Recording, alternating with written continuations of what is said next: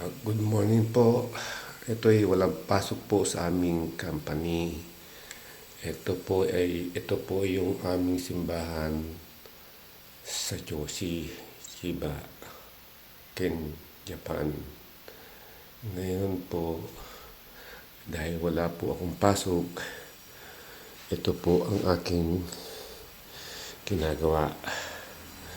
Ito po, ako lang po ang nag-iisa. Ito po ay volunteer po dito sa parokya po namin. Dahil wala po akong magawa sa bahay, ito ay pumunta po sa aming chapel para magdamo, maglinis. Diba pa? Ito po ay matatapos na. Ang iba po may pasok. Ako wala akong pasok. Kaya ito po yung volunteer namin ginagawa dito. Ito po ay